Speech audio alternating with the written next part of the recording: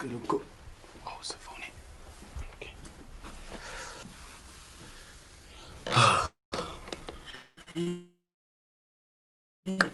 I was trying to get onto a video call. Akekho available. Ngifuna le neurosurgeon yase Chicago Medical Center, Dr. Johnson. I'm sure we uyangasinceda ngale nto. Maybe offline. Yeah. Yeah. Ngifuna ukukhuluma nawe nje if you do have some time.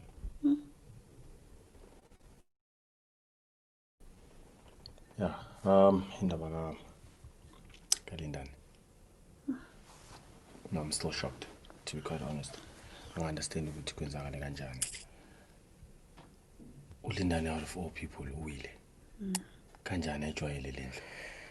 And when you figure right after the accident, how it like nothing makes sense. Angazi noma kuwe kuyahlangana. Fanas nathi sifike critical state. Azange sibe khona isikhathi sokuzibuza cause i-priority bokuthi arashelwe esibhedlela. I can imagine it. This is literally after a separation now. Tumi has gone through a lot. You know. That's why I made it all like a neurosurgeon. Worst case scenario, Tumi is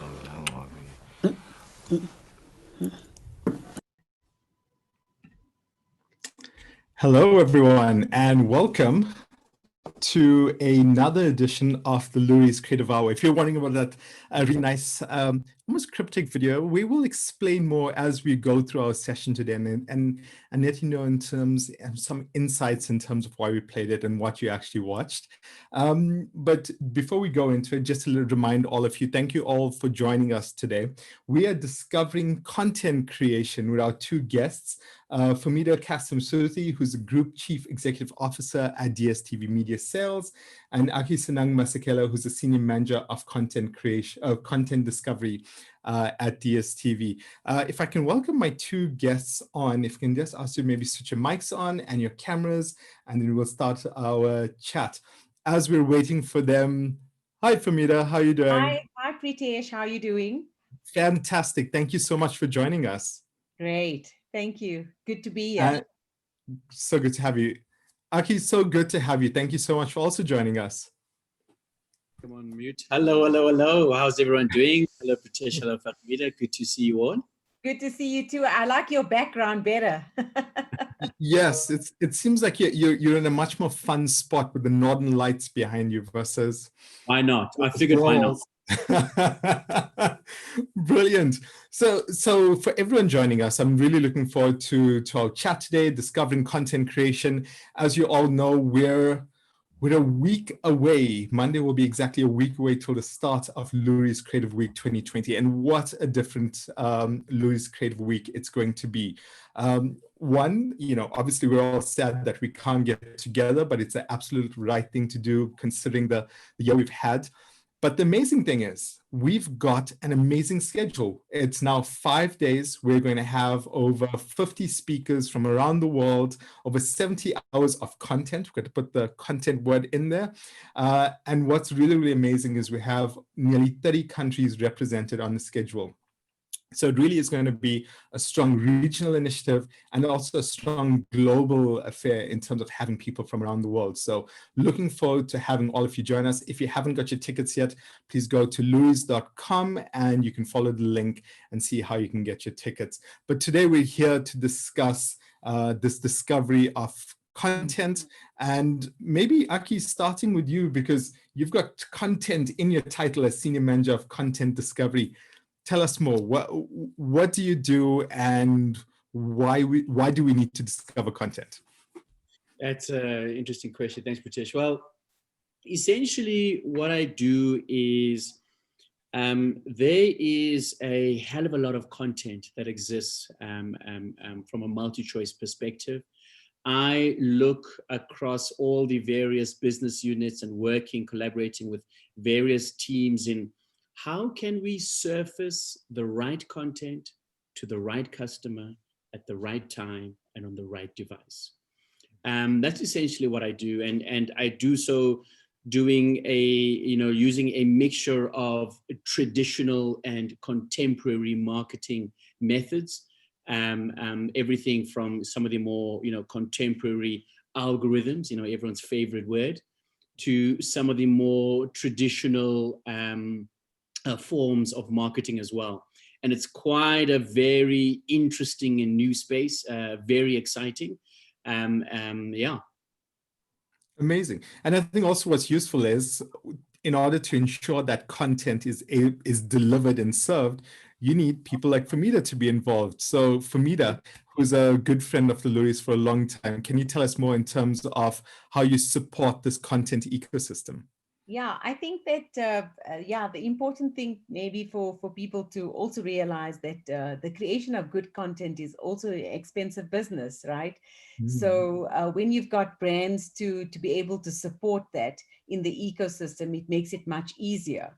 So obviously in our world for DSTV, the ecosystem is easy. The money that you generate from advertising, sponsorship, product placement, integration opportunities goes back into the funnel to be able to fund new types of content. Hence, you've got so many fresh hours of content coming onto the platform, so many fresh hours in terms of locally produced stuff, etc. But not only does that also support locally produced content, but it also supports international acquisition content.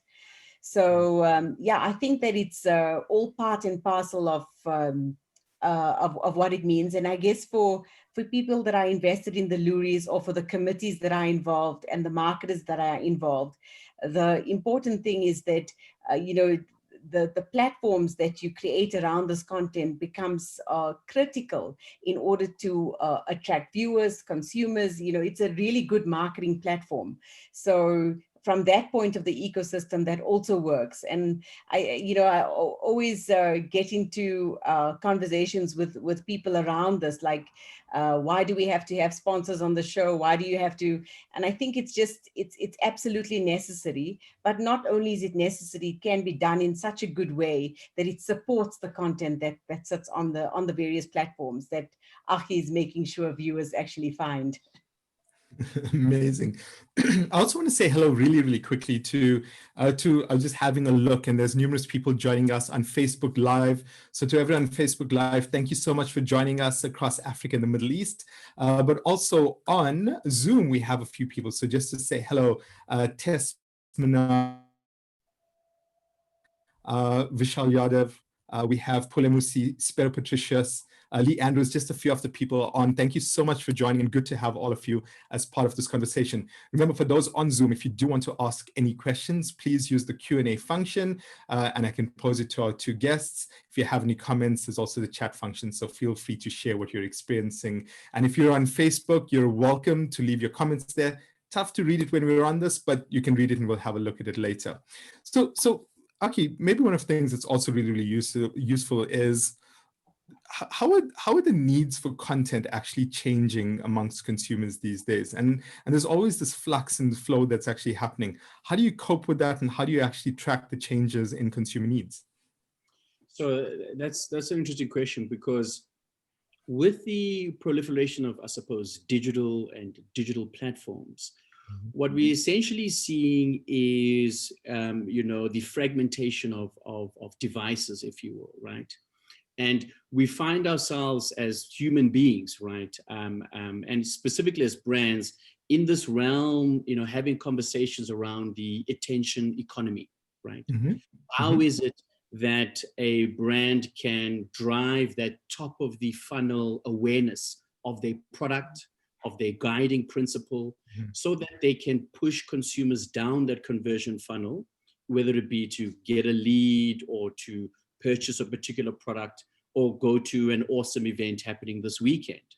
And what we're seeing with the importance of content is there are these two dual, very important factors to it.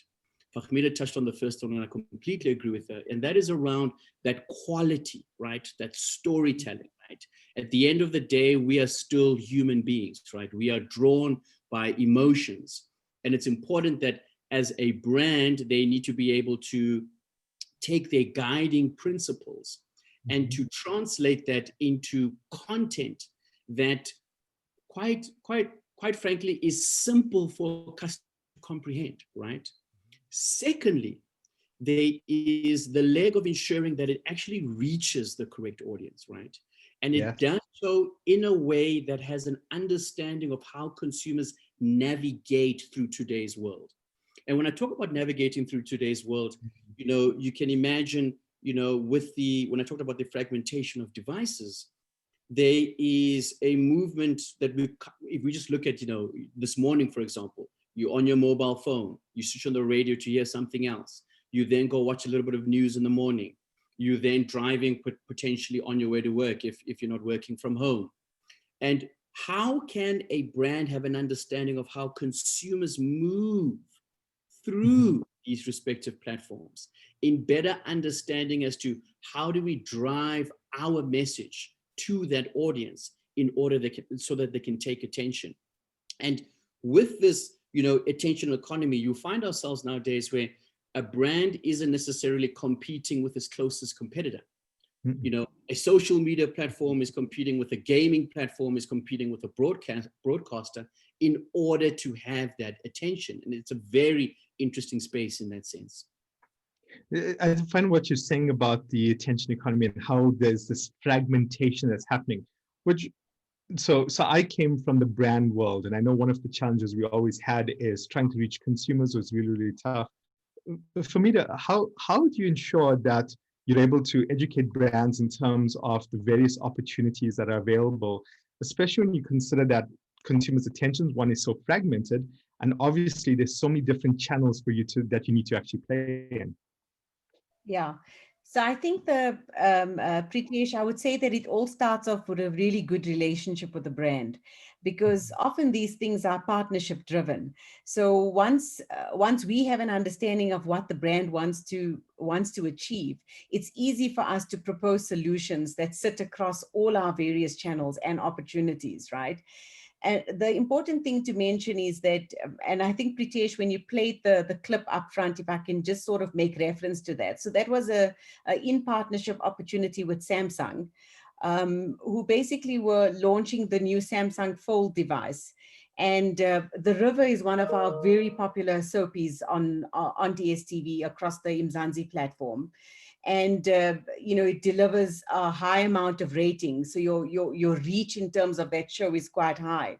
And for people that don't understand the context of that clip, we had integrated that new phone into the storyline, where the main character was actually using the phone in order, functionally across how she was having the conversation with the man beside her. So we would often try and do those sort of subtle brand things that are, it would be useless in its effect if she said, check out my new Samsung flip phone. For that instance, she might as well have bought, the brand might as well have bought a 30-second commercial, right?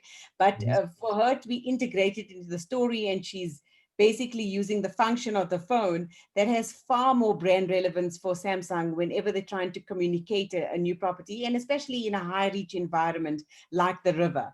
So I think it's a win-win, because in that case, we were able to make it a part of the storytelling that Mzansi is so popular for, and the River specifically being such a highly rated show. We see this kind of example also, and maybe for people on the call or on Facebook Live might be more familiar with a program like Suits. So obviously the popular character of Harvey Specter, whenever he goes to a bar, or he's pouring a drink with his colleague Jessica in the evenings, it's always a Johnny Walker Blue. And even though the branding, or he doesn't ever mention verbally to the bartender that he wants a Johnny Walker Blue, the bottle shape is always on the table, or and it's completely noticeable by consumers, so it's a very clever way in which Hollywood have done quite well in terms of integrating brands into that type of content as well. So that's also a brand integration sort of storytelling opportunity that sits in there. And I suppose for Johnny Walker, he fits the striding man profile, Harvey, he's everything that lots of men want to be, you know. So he's the epitome of a successful man. So it fits the brand profile and the creds for that. And we're doing a lot more of that on our local platforms. The Samsung example is just one of them. We've recently done one with Suzuki, also for a program where we integrated that one of the actors actually won a car, and then he brings the car, drives it into the township, and he says, "Come and see my car." So this is what he's won, and it's all part of the storyline. But and he's a character that is he's very well liked in the show. So the brand then suddenly gets that relevance of, you want to be very well liked. Okay, this guy's driving into the township. People are getting to see that he's playing the latest music in the car. It's it's the latest track that's currently trending, etc. So it creates this icon of sort of fashion, ambition, aspiration, across the township. So we've done some really clever things with brands, and we're finding that more and more brands are speaking to broadcasters in order to create these kind of storytelling opportunities, within shows. So there's some interesting insights I picked up, and let's see if I can remember all of them. One, obviously, integrating your brand into the storytelling is so important in both the Samsung and Johnny Walker examples. Neither of those brands were explicitly mentioned, but in reality is, as consumers, you develop such a love of certain characters in your favorite shows, and you feel such a connection that if they're using it, it's almost like it's a social proof that this is the right type of product that I need to integrate into my life. Yes. Aki, in terms of this more subtle approach to content creation, so I mean, most of us grew up in the world where the brands were in your face, and still in most cases they are still very much in your face. But do you find that we're moving to a world where brands are now more willing and more receptive to the idea that a subtle approach to showing consumers how they can add value to their lives is maybe better than necessarily just going out with big logos and big product placement? I think it's a mixture, right? I think that I think Fahmeeda raised some key points there, because to the point where she talked about how the brands were put into the program itself, I think was quite eloquent, right? And for me, it speaks to a key principle of aligning with behavior, right? A key thing is around how consumers, this might sound, what can I call it, obvious, but consumers are not stupid, right? They're very much aware of the decisions in which they're making, right? And they understand the power of association. And for me, it's around having a healthy mix around, in certain formats, in certain spaces, if you will. How do I ensure that my brand can eloquently find a space in society, right? Whereas in some of the other, perhaps if I can say the word, traditional areas, you can have a more in-your-face approach around, go here, take this action. But I think definitely from a resonance perspective, I think definitely that approach of around being more subtle. And I think to the approach around, the example that Fahmeeda gave around, Harvey Specter, I think that key thing there is around how, a brand, whenever they're making these decisions, it's around how they have an understanding of who are we, right? What kind of narrative are we trying to carve within the hearts and minds of our consumers, right? And then being quite clear on that guiding principle, if I can put it that way. And then you'll be able to say no to this show, yes to that one, right? Because it's an eloquent marriage, and which I think obviously Fahmeeda and a team have been quite eloquent and brilliant in executing in that sense. Well, one of the interesting things you spoke about was brands aligning to behavior. But innovation is so important. I mean, one of the things with the Loeries, I should tell you, we just wrapped up our judging for this year yesterday, and we've looked at thousands and thousands of pieces, And one of the things you learn is that in terms of innovation, sometimes misaligning to consumer behavior can be just as innovative as aligning to it. And there's an amazing example that you shared that I'd love to share right now. And this is probably a good example of where you take negative behavior in the market and align it better. So I'm going to share this quickly and we can chat about it. In the 400 years since enslaved Africans were first brought to America, we've been told to go back. Quote, they should get back on a ship and go back to Africa. That we don't belong. Why don't you go back to Africa where you belong? Go back to Africa! Told by elected officials. Go back to Africa! Told more than once every 3 minutes online. But what if we could tell a different story about what it means to go back to Africa?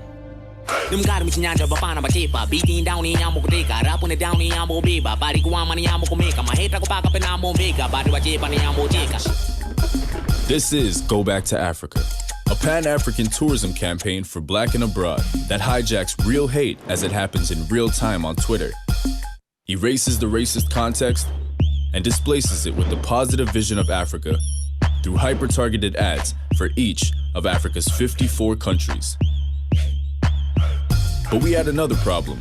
For Black people to want to go to Africa, we need to be able to see ourselves there. And most of the people who appear in mainstream travel imagery are white.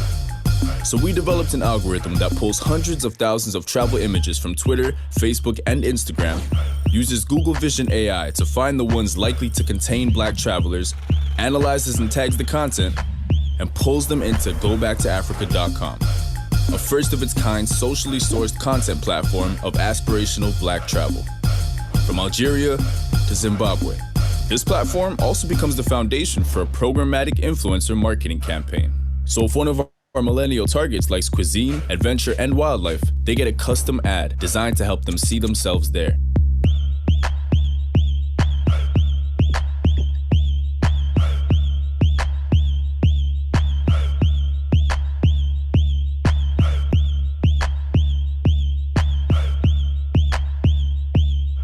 We can't just erase 400 years of hate, but we can take back what it means to go back to Africa. That's a great example of taking negative societal behavior and then creating amazing content around that resonates with a certain group of consumers as well. So okay, are you on mute? I'm not picking up your voice. Oh, hello? Okay, now? Oh, there we go. Yes, Always the challenges with technology. So go for it. I was saying that, and I think there are kind of two key principles around that for me, which I find quite interesting. And that's, firstly, is that there is a narrative, right? There is a core narrative in which a consumer can have an opinion and engage with, right? Which I think is very powerful to always have as a brand doing any campaign, number one. Number two, which is quite interesting, is that its execution is unbelievably contemporary, right? In being able to bring to the table some personalization at scale, but ensuring that the technology does not overpower the narrative. It fuels it, right? In ensuring it reaches the correct audience, has an understanding of an individual's taste, right? And then I think the third and possibly most important and foundational kind of pillar behind that piece of work is that it is ownable by the brand, right? No one else can do that. Yeah? Black and Abroad are the only company that can actually, or that brand is the only one that can do that type of work, which I think is key in terms of carving a long-lasting relationship with their consumers. For me, that example was amazing. And sometimes what happens is it says my internet connection is unstable. So if I do break up, please let me know. Sorry about that. So one of the things that we do see is that we may look at examples like this, great examples that come from outside of our region. And we look at it and go, wow, I don't know if it's possible for us to do that. But it's really a case of innovation. What are the opportunities for innovation for brands to be able to integrate into content and to create innovative new experiences for consumers in the network, in the platforms that's available as a broadcaster? No, I think how long is a piece of string? So there's There's so many ways in order to carve it, and we see some amazing opportunities. And in this case, I would like to also just say, how Achi mentioned this Black and Abroad campaign. It was contextual for that brand as well, because that brand could do that. And that's also important, is that brands need to create context in the environments in which they're placed in. And, we often see it like during large sporting events, whether it's a Rugby World Cup or a Cricket World Cup, where you'll get the type of commercial that actually speaks to that audience, but creates an emotional connection to that particular sport. Nike do this quite well over sort of the Euro Championships, or whether it's a World Cup. We saw some really, really good examples for MTN around their support of the South African rugby team. And I'm sure that a lot of people, if you haven't watched it, I'm going to give a little plug here, but you've got to watch Chasing the Sun, which is an amazing South African production produced by us, SuperSport, Mnet, MultiChoice, to relive that sort of Springbok story. And what we got is that we got an influx of brands who wanted to be in and around that content. But it worked because the context of the environment was really, really good for the brand, and their creative messaging suited that particular audience. And what we find is that a brand actually stands out when it's very aligned to that piece of content. So similar to what Achi was talking about context here, I think the same sort of lesson can be applied to brands. So I would say, to answer your question, Preetesh, again, it starts with a partnership approach. You could create anything. You need to be smart about it. And let's make magic with brands. That's, there's so many great ways to do it across a variety of platforms, against different target audience segments, against the right profile, etc. So I always say, create the context for your brand in that particular environment, so that you are just a part of that magic. And that's when it works. Yeah. Great. Fahmeeda, one of the challenges, obviously, you've spoken about the partnership with brands, which is important, and making magic together, which comes from the partnership. And some brands may look at the year we've had, and it's been like every possible word can be placed in between there in terms of how bad this year has actually been. And I think and the risk of that is sometimes that certain brands may look at this and go, I do not want to create the content at this kind of level. Let me go into a place of safety and comfort and work from that.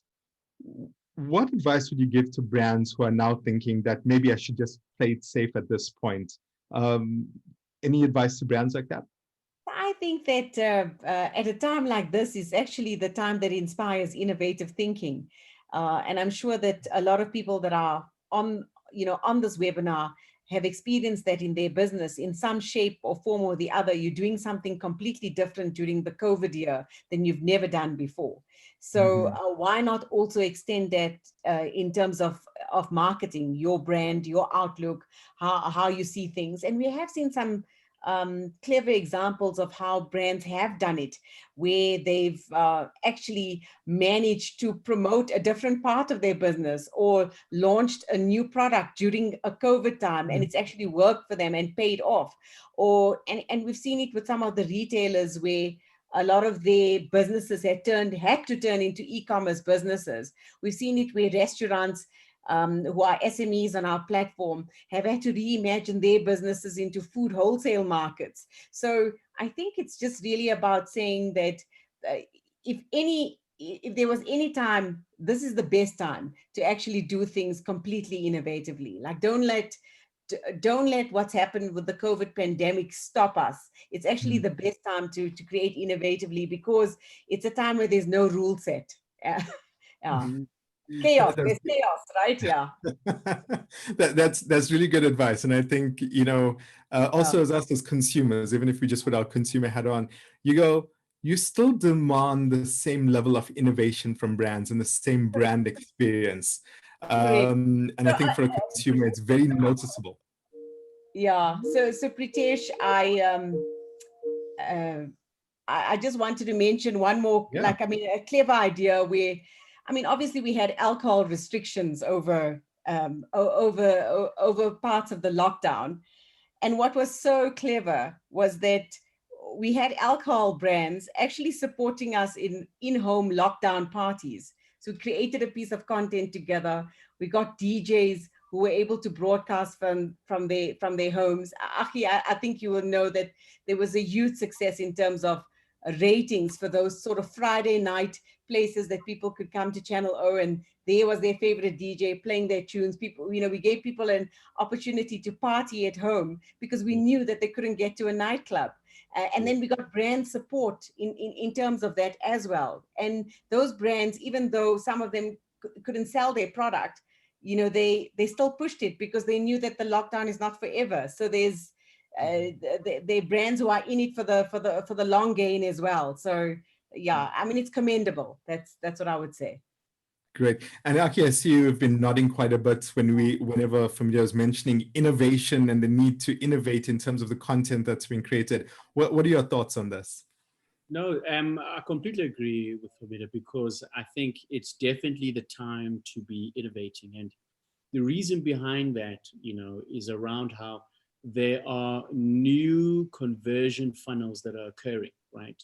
We've seen with the lockdown, there's been the unfortunate closing of particular businesses, right? Mm-hmm. And with that, obviously, there's consumers, there's a gap in the market in that sense, right? And consumers will therefore go to different places, if you will, to fulfill that need, if I can put it that way. And it is the perfect time to of course innovate and look into new conversion funnels. And I think to Fahmeeda's point, where she brought up, how there were certain alcohol brands, during the beginning of COVID, who partnered with us quite beautifully, where I think they fulfilled a gap in which consumers wanted, right? Mm-hmm. They did so eloquently that it wasn't a traditional ad in your face, right? And I think thirdly, which is always a thing that brands are trying to build, is that long-lasting relationship, right? Mm-hmm. That, this brand delivers on that emotion, right? Which is very difficult, long form, right? You've got to be very acute as a brand in order to achieve that. And I think there were brands that were able to carve a new space during that period. And I think, I won't give any, I've got a few examples, and I won't give a local example because, all those winners are coming out during Loeries, so we're quite excited to see who's going to win that. So, I can talk just, some small examples, globally, where, for example, there is a telco overseas, and what they did was they used some ad space in order to connect families together, but through TV adverts. So people could record themselves, and then obviously those messages could be shared on TV. And for me, what was quite key about that is that they interestingly utilized, the TV space, but, fundamentally and more hidden and foundationally there, what they did quite geniusly there is speak to the power of their network, right? Mm-hmm. And how it helps to connect consumers, right? And I think that's quite smart. There's also, there's a library in Medellin, Colombia. And what they did quite interestingly during COVID is that obviously no one could come in and of course read, any of the awesome books. So the librarians there became, you could call in and you could tell a librarian to find a book for you, and they could read it to you over the phone, right? Which is amazing. Yes. Yeah. If I said that before Corona, you would say, what an idiot idea, right? But within the context, right, it really shines through quite beautifully, right? And similarly so, right, there are brands where, there is a dog treats, if I can call it dog food kind of brand, right? And in where they did not necessarily have the might to go up against some of the larger ones. And quite interestingly, what they did was to they had a mascot in which they created into an influencer, right? And this dog is just photos of a dog, living a good life, right? Yeah. It's essentially that, but it's done so well, you want to follow that, right? And you want to see why does that dog look so good and have such a good life? It of course eats the product, right? And and those things are, we should never take for granted, right? Around how consumers watch TV, how they engage in social media, right? And finding those key insights and elevating them, to your previous point, Preetesh, in a different way, right? So that that story can fully come alive quite nicely. Yeah. Great. And sorry, Fahmeeda, was there anything you wanted to add? No, I just, I think that most people in the marketing industry have possibly learned so many lessons during the pandemic, right? And I have to say that I have seen a lot of creativity, and chaos actually breeds it, where people are forced to absolutely think out of the box. We saw it in our own business as well, in terms of, like I said, creating new types of content. We're investing a lot more in local productions as well, because we've realized that TV is absolutely here to stay, and so TV viewership is up as well, and the need for consumers to be able to follow particular types of series, etc., also completely important. So it's helped us also become innovative. And with innovation, you actually build long-term sustainability for a business. So it's been good. Yes. Maybe one of, I was going to play, before I play the next ad which you shared, Aki, maybe just going on your point, Fahmeeda, as well, is that with consumer attention being fragmented, and then you've got from every level, from local production to international productions, and then summer drama to sci-fi to whatever else it may be. How do you go about actually choosing how to create content, and what's the right content that consumers are looking for? I'll ask Aki to go first, then I'll give you my feedback. Yeah. Perfect. So Preetesh, I'm not going to reveal any of the trade secrets, right? No secrets. Yes. Very top line. And I know there must be some amazing insight and research, but yeah, maybe just some thinking behind it. Yeah. So the first and key thing is around an understanding of the audience, right? What are they watching? Why are they watching it?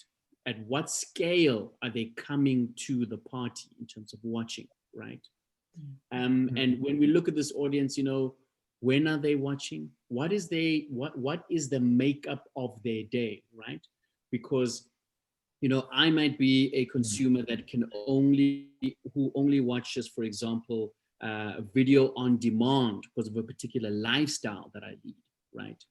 Yes. Also, South Africa is very diverse, right?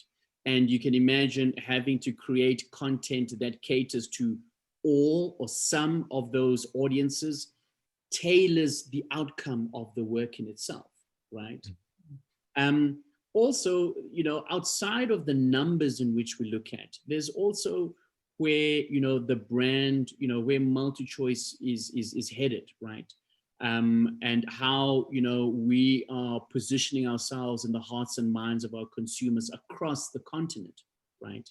There is a purposeful step in which we take around which content we greenlighted and why, right? And then from there, how to what scale it will be backed, right? And then I think there is another aspect which, we should never forget as well, is around context, right? I think, Fahmeeda also brought up the point around chasing the sun, right? There is, post the World Cup, 12 months in or 12 months after, we as MultiChoice were in a beautiful position to help the nation, or to be with the nation in reflecting on what it is we did as a nation, right? At the opportune moment, right? And to that point, Fahmeeda touched on how certain brands were all like, hey, that sounds amazing. How can we get involved? Quite interestingly, right? So on a top line perspective, you know, it's somewhat, those are some of the three key ingredients. Okay, amazing. Fahmeeda, is anything from your side you'd like to add on that? No, except that I think the trick maybe, because it's not, you know, it's just really about, it starts off with a partnership, just to say, let's partner on a particular project together. And we have seen really good results, Preetesh, you know, so we've seen that it can work for a brand, it can work for a broadcaster, and it absolutely needs to work for the consumer, because the consumer is the first person that you need to look out for, you know, in any kind of design thinking on problem solving, etc. One needs to think that you got to think with that consumer hat first. Well, you know, will this work? Does that look too tacky? Because the minute the consumer doesn't buy into it, it actually loses its credibility, you know, and that's not good for the brand or the program or the broadcaster. So I would say that it just starts with the partnership approach. Great. But one of the things we were chatting just a few minutes ago was in terms of challenges that brands face as they search for new conversion funnels. And there's obviously going to be headwind whenever there's innovation, and as you push into new territory, there's always going to be those kind of challenges. And COVID was one of those that came from a bit of a help, but sometimes you've got other challenges that might be societal, might be related to just some other dynamics. And there's an amazing example for Nike Air Max from Brazil that I'm going to show right now, and we can discuss this in a minute or two. Nike Air Max is a pivotal part of the street culture. So to launch the new models in Brazil, we put them on the feet of those who most represent the streets. The graffiti characters of Sao Paulo. I wouldn't do that. What? The governor hates graffiti. He erased hundreds of them. I know, bro. That's why we hacked the ones that survived. This is the Air Max Graffiti Store. In partnership with Insta Graffiti, Brazil's biggest street art collective, we invited artists to update their own existing characters with the new Air Max models. Every week, a new drop in different regions of the city. The only way to get the sneakers on a limited pre-sale was to visit the walls, access Nike.com, and unlock the purchase through geolocation. Everything in seconds with no lines. That's sick. Yeah. And to spread the word about the project, we gave life to our most iconic character, showing off his new Air Max around town. Graffiti fans loved it, but sneakerheads, they went crazy. Ó, Air Max 720. Você tem que vir aqui e desbloquear por geolocalização. Que isso, moleque? Desbloqueado. Finalizar a compra. We were planning the next drops, and then this happened. Wait, the governor got convicted? Yeah. So backed by the court decision, we brought back 6 iconic characters erased by him, wearing 6 new Air Max models. Sneakers were sold out in minutes, but the mural will live on as cultural heritage to the city. With 10 drops and counting, the project became a profitable platform for new releases. The Air Max graffiti stores transformed city walls into Nike stores, turning the brand's e-commerce into a cultural experience. That's another great example, because again, in this challenge and push forward to actually find new ways to deliver content and create content and to build these relationships with your consumers, that's a very, very innovative example. And Aki, what are your thoughts on that particular case study? So for me, what's quite interesting, it's when we looked at the opening example, the video that you played, where we eloquently saw, a TV show that the nation loves and adores, and how a brand was eloquently able to be a part of that, right? What we see in this example here that you've just played is how they are, there's prime real estate, right? In terms of those graffiti walls, right? That those individuals who are part of that culture have loved and adored for however long. And what's quite interesting is that space was eloquently, updated, if you will, right? And you could easily see that association coming into place quite beautifully, right? Which I think is gorgeous, number one. Number two is that there is then the ability to convert, right? So you have garnered my attention. You've shown an understanding of who I am and pop culture and how interested I am, and you've brought it to life in a completely different way. But now you've enabled me to convert, right? And I think to be able to do so on an e-commerce platform, on mobile, you can imagine how there's of course the advocacy that gets built from a sharing perspective, but then you're able to purchase particular products, right? And it's like walking to a store, right? Yeah. And I think it takes so many boxes from a understanding the consumer to building a new conversion funnel, and you can see how that can be utilized, quite frankly, globally, right? It can be used anywhere, right? It becomes ownable in that sense quite beautifully. And I think, to Fahmeeda's point, some of the stuff that we've seen, how Suzuki is part and parcel of some of the key shows, some of those family moments, right? Where there was beautiful music of John Vliegate. I don't know, Preetesh, if you listen to John Vliegate. But I'm adding to the list right now. Okay. Yes, so I think it ticks those boxes for me quite beautifully, right? And it really just continues to build and establishing relationship with consumers. And I think, it's and to your point, what you touched on previously, it's not easy, right? And I think Fahmeeda touched on a very key thing here around collaboration, right? It's not just submit a brief, here are these boxes, go ahead, right? There's conversations and working, right, amongst various business units and partners, right? That's the only way something different, something unique can come to the table, right? In saying, we have this problem and we're trying to do this, and the expertise from Fahmeeda's team, I think, can definitely bring something quite different to the table. Yeah. Amazing. So Preetesh, I wanted to add one more thing. And that was, linked to your example. And we've been speaking about, how brands can get involved in the actual storytelling of the content, etc. But I also wanted to say, because you mentioned this, that example for Nike was very specific to Brazil, right? So it worked there because of what was going on in the context of that environment.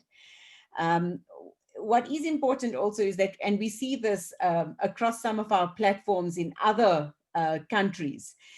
So in a country like Nigeria, it is very acceptable to have a brand in your face as part of the story. So I'm going to give an example here of things that we do across. So let's take a format piece of content, something like Big Brother, which has been going for maybe, I think it's 10 seasons already. Has been a huge success. The voting numbers just keep going up every single year. Like, we don't know when the Big Brother bubble's actually going to break, but it's done phenomenally well over so many years.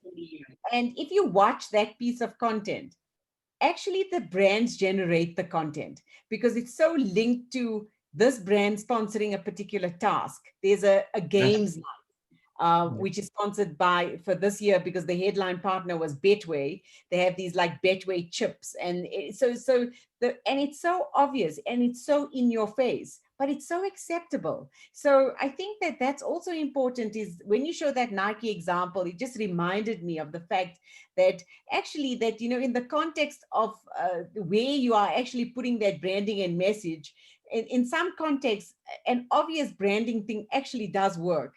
And whether that's a reality scripted format, like Big Brother, or whether it might be because Nigerians are far more accepting of that. That might be. So I think it also just depends. It depends where the content is generated, what works in that particular market. And as Achi mentioned, it's just knowing that consumer, so, and that's where our worlds also match, content, advertising, knowing that thing, getting that balance absolutely right. Yeah, the context. I think balance and context is such a good point, because I think for a lot of consumers out there, being able to see your favorite brand in your day-to-day life, in terms of the media that you're actually consuming and the content you're consuming, is actually value adding. It's not a negative experience. You kind of enjoy seeing it there. It's, if you have the phone, you've just bought it, it's great seeing it there. So here comes the interesting thing, Fahmeeda. How far away do you think we are from being able to watch the Rivers show again and seeing that phone and being able to go, wow, I love that phone. How much does it cost? And can I actually go out and purchase it? Okay, yeah. That's absolutely in our plans, and we've seen sort of formats like this already being launched in territories across Southeast Asia, and also the Americas. And they call the shoppable advertising, right? So you're able to mouse over pieces of content.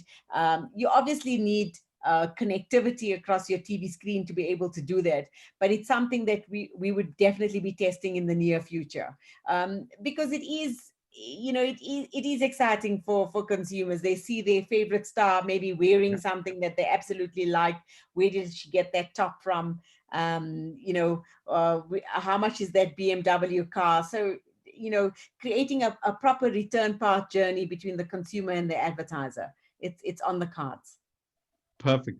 We are almost out of time, and I feel like we have so much more to chat about, but maybe so one of the things I'm going to do, to everyone who's still on the call, I'm going to play, once I've said goodbye to Fahmeeda and Aki, I'm going to play a little piece of content we watched at the beginning, and I want you to re-watch it now with all of these insights that you've actually gained and actually see it in a totally different way. I think your view of it's going to change. But maybe just in parting, I always like to look into the crystal ball. Aki, what's next in terms of content? Where are we going, and what's the future have in store? And also, maybe just to end on that, how do we keep in touch with you? So if we do want to follow what you're doing at the end of that, if you can give us ways to keep in touch with you. Awesome. So where I think things are going is there is still a focus on the consumer, on the story. There is a necessity to be honest, right? And it's not a wish, it is a demand from consumers, right? And I think more and more we're going to see that, right? And I think there is, to some of the stuff that even Fahmeeda talked about, right? There is a necessity to be transparent and to also carve your own relevancy, right? To be crystal clear around how are you as a brand relevant, right? Because there is so much fragmentation, so much brands. We're all in a conversion funnel, communication from left, right, and center. And I think that is number one. Number two, I think there's, the way in which, content is executed, right? Is we're going to see some more fundamental changes, right? We've seen how, there's a difficulty maybe from a production perspective around how do you create this quality content all the time, right? It is very difficult in keeping your brand top of mind, and those answers as to how to do that are very interesting. And I think the way in which we'll find ourselves in those spaces will be around unique forms of partnership. And then if anyone wants to find me, I'm on Twitter. It's Prince Achi, one word, at Prince Achi, one word. And I hardly tweet, but I'm there, and you'll find me there if there's any questions or anyone wants to link up, and we can reveal some, when things get revealed and shown, obviously I can happy to indulge. Amazing. Thank you. And thank you so much for joining us. Fahmeeda, thank you as well. So looking into your crystal ball, where are we headed, and then how do we keep up with you? Oh, well, you can keep up. I think the easiest platform for me is possibly LinkedIn. So you can find me there, named just the way it is. Just in terms of the crystal ball, I would say that we are forming and creating it every single day, Preetesh. So it's, I do think that the future is quite exciting, but then again, I am an optimist. And I do think that brands need to remain optimistic, because if there's anything that this year has taught us, is that if you don't reimagine and redesign what you're doing, you're just going to get left behind. So, yeah. Amazing. Thank you to the both of you for joining us. Fahmeeda Cassim-Surtee, Group Chief Executive Officer at DSTV Media Sales, and Agisanang Masekela, who's the Senior Manager of Content Discovery at DSTV. Appreciate all of the amazing insights. Thank you so much for it.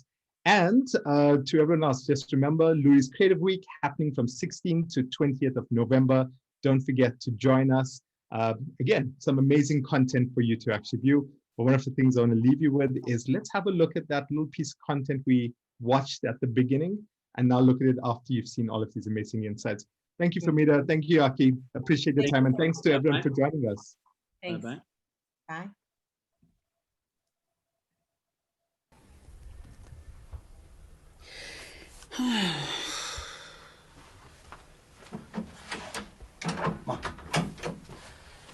Go. Oh, it's a phone. Okay.